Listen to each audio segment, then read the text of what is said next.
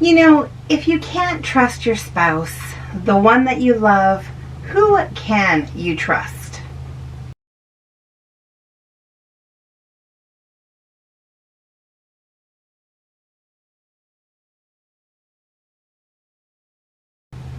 Hey, hi and hello. Chris here. Welcome back to the channel. I have another odd one for you today. One that's more odd on the police. Well, aren't they all odd on the police end of it? Anyway, it's a weird one, so let's just jump right into it. Okay, it's 1978 and we are in Littleton, Colorado. It's a tiny, quiet, safe little community, and it's also the home of Robert Spangler and his family. Robert Spangler worked for a local utility company. He was married to Connie, who was a stay-at-home mom to their 17-year-old daughter and their 15-year-old son. They were described as your typical average American family. December 30th, 1978, the daughter's boyfriend arrived at the Spanglers' home. He had tried knocking and ringing on the doorbell, but to no avail. The boyfriend thought there might be something wrong, so he went around the house and crawled through a window. He made his way upstairs, walked into the daughter's room, and saw that she was on the bed. He tried calling her name, but then he noticed the blood. He raced across the hall to the brother's room and was in horror when he saw that the boy was laying half out of his bed and with blood all around him. Scared and panicked, he immediately called 911. The police arrived within moments and discovered 3 bodies. The daughter and the young brother had both been shot in the chest, and when they made their way downstairs into the basement, they found the mother. Connie was found still sitting in front of a typewriter with a single gunshot to her head. Now, sitting on top of this typewriter was a typed-out suicide note. I couldn't find a clear version, but the note basically said that her and her husband had been having problems and they were arguing over custody of the kids and who the kids were going to live with. At the end of the note, it said, "I will." It was signed with only her one initial, C. Now, the police thought maybe this was a murder-suicide, but they did do their due diligence and started a full-on investigation. They gathered evidence, they took photos of the entire house, as well as fingerprinted everything they could, including the typewriter and the .38 revolver that was found near Connie. Now, one thing that really stood out when they were investigating is that the revolver was actually found about 7 feet away from Connie.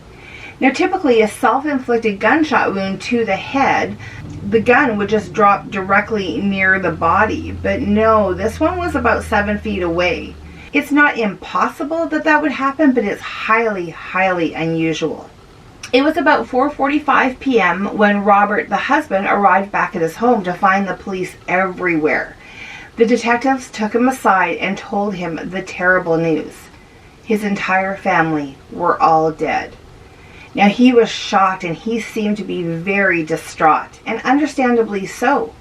And of course, being the only survivor in this, the police did take Robert down to the station for questioning. There, he explained that his marriage was in trouble, and it was his fault because he was the one having an affair with someone at work. But he told the detectives that him and his wife were really trying to work it out, and they were trying to reconcile their marriage. He went on to tell them that the two of them actually got into an argument in the morning.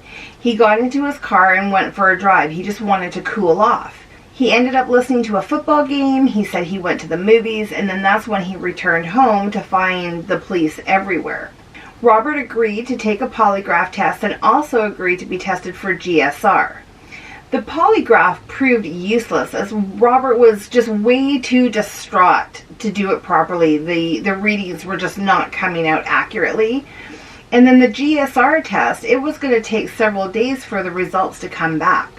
Just 4 days later, on January 3rd, the coroner officially ruled the deaths as a double murder-suicide. But my first question is, why was there an official ruling as a double murder-suicide when they didn't even have the results of the GSR test yet? So what were the results? Well, you're probably not going to be surprised to learn that Connie had no GSR on either hand, but oh, Robert, yep, Robert tested positive for GSR on his hand. On February 3rd, and I was a little shocked as to why it took so long, but I couldn't find the reasons when I was doing the research. But detectives brought in Robert again to question him on a few of these things that weren't making sense. First, why was there GSR found on his hands? And they also wanted to question him about the tire tracks found in his driveway. Now, put a little pin on this because we're going to come back to that. Now, first off, how did the GSR get on his hand? Well, according to Robert, he wasn't completely honest the first time he told his story. Now, the real story was that he did go back home during the day. He found his wife already dead and saw the suicide note. He claimed he picked up the gun out of her lap, he panicked and then threw it to the ground and then got the heck out of there.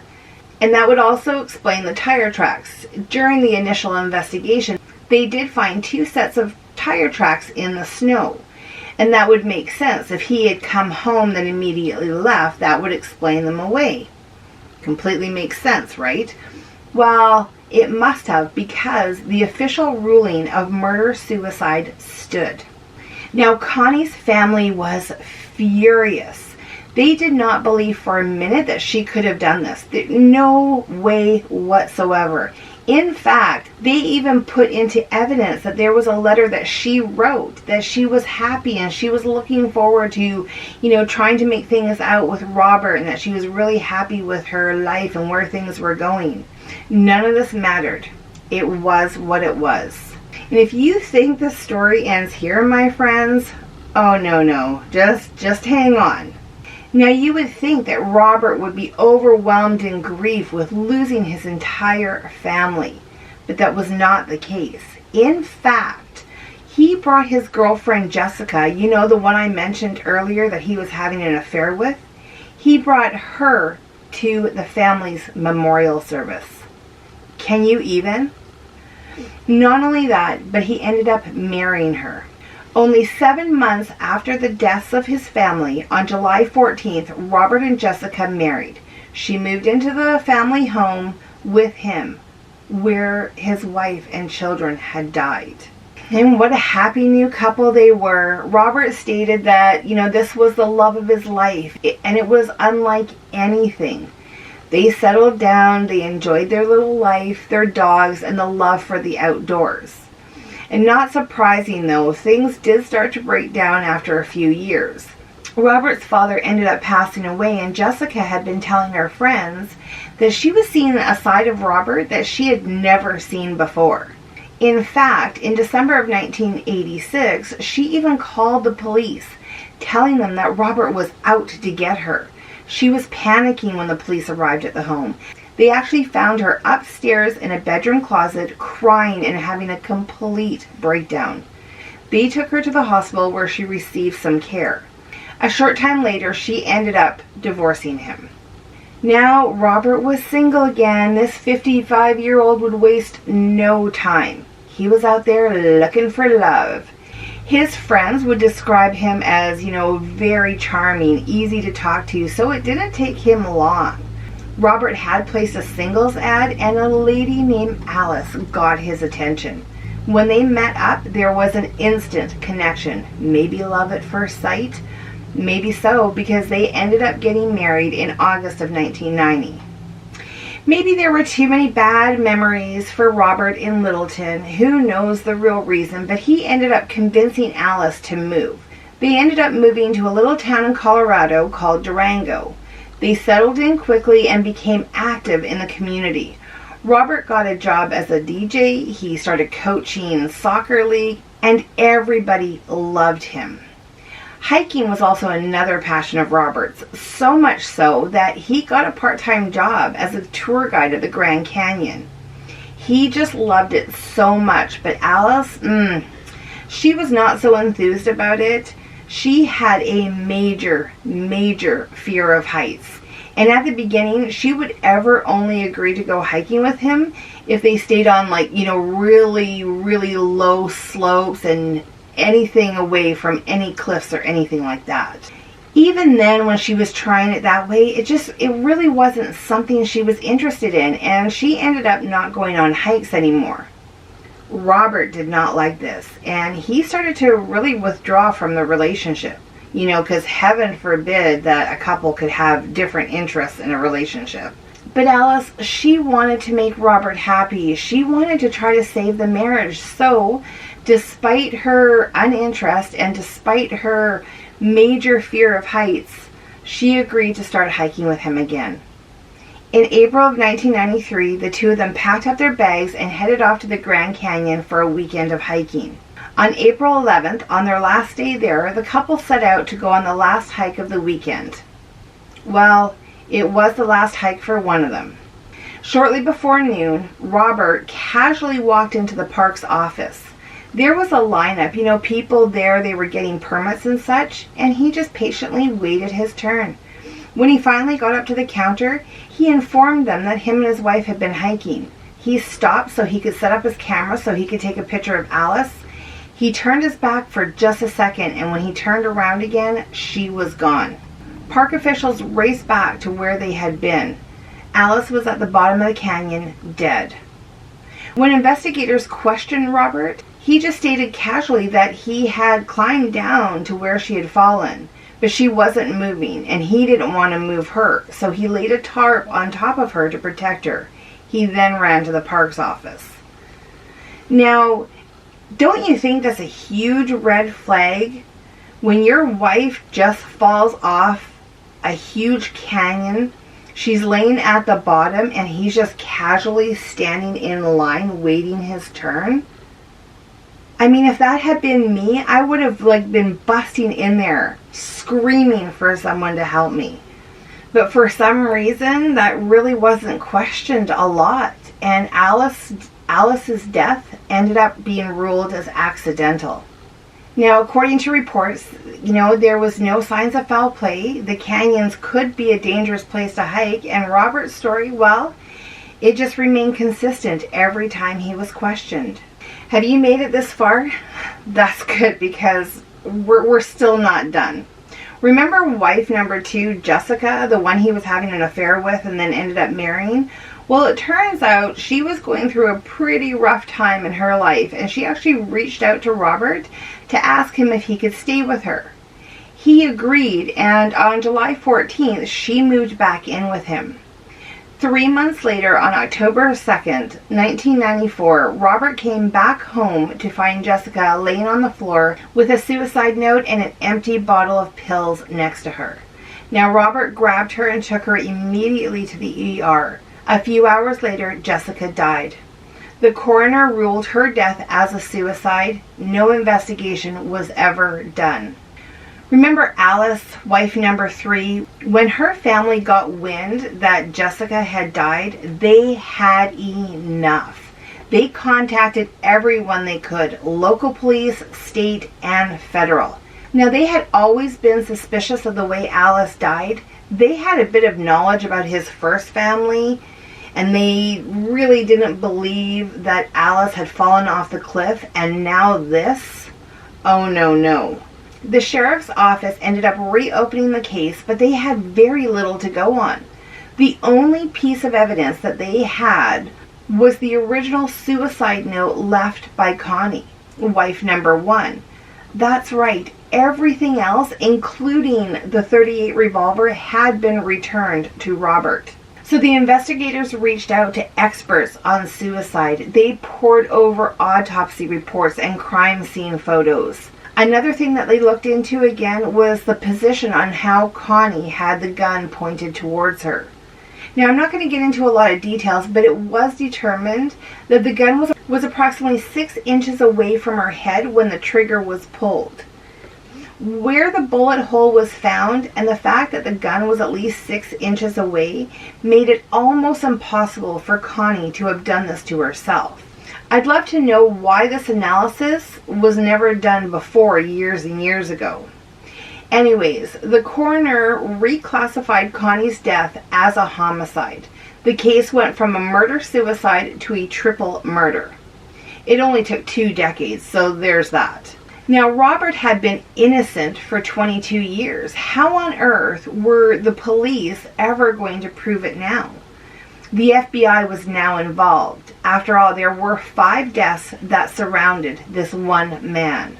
They put together a task force, and the very first thing on the list, to learn everything they could about this man. And they even started monitoring all his movements. What did he do? Where was he going?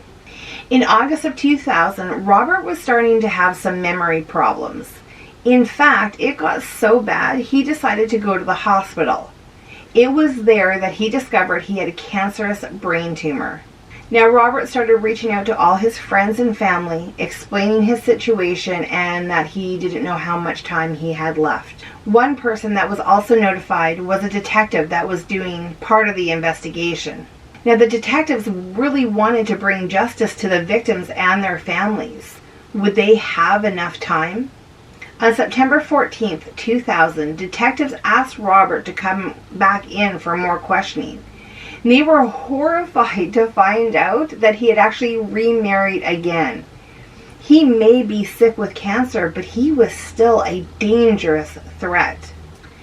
After hours and hours of questioning, they were getting nowhere. Robert was sticking to all his original stories. So the detectives had to switch gears. Before bringing him in again, they decorated the interrogation room.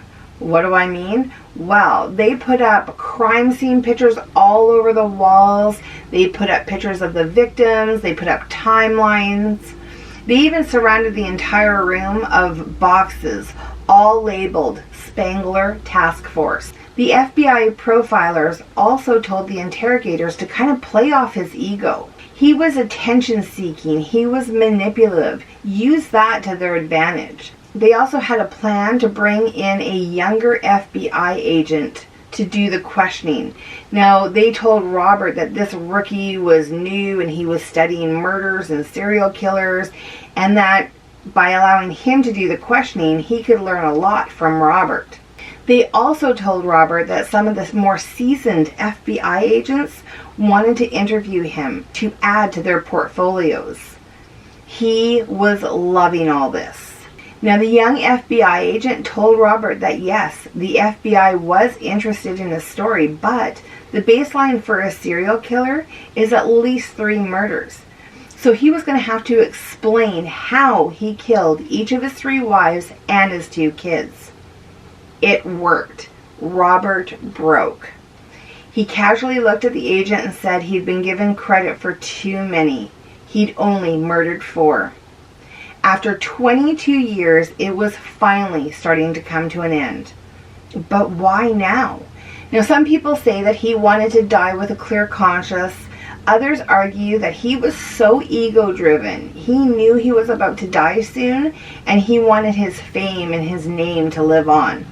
So what was the truth? With his first family, Connie and his children, after weeks and weeks of planning, he decided December 30th was the day he was going to kill his family. He got his wife into the basement by saying that there was a surprise waiting. He had the gun hidden, and when she closed her eyes, in anticipation for the surprise, he shot her in the head. He then went upstairs, first to his daughter's room, and shot her while she was sleeping. He went across to the hall to his son's room. The son had awoken from all the noise, and he was sitting up. Robert quickly shot him. It didn't work, though. The gunshot did not kill him, so he ended up taking a pillow from the bed and suffocated him. And just on a side note, if autopsies were done, why did they not see that this young boy didn't die from a gunshot? And that part really confused me when I was doing the research for this case. When they asked Robert why, he said it would be easier than divorce and his girlfriend didn't like his kids. This case just blows my mind. Anyways, when it came to Alice, Robert kind of retracted at first, and he did not want to admit to killing Alice. But once again, going after his egotistical part of him, the young agent said that the FBI would only consider him as a family annihilator and wouldn't be classified as a serial killer. This didn't sit well with Robert, so he confessed to pushing her off the cliff. Robert insisted that he was not involved with Jessica's death, and indeed it was a suicide. On November 5th, 2000, Robert pled guilty to 4 counts of first-degree murder. He was sentenced to life without parole, but it didn't last long. Robert Merlin Spangler died 9 months later on August 5th, 2001. And that's it for today's case. Thank you so much for watching, and until next time.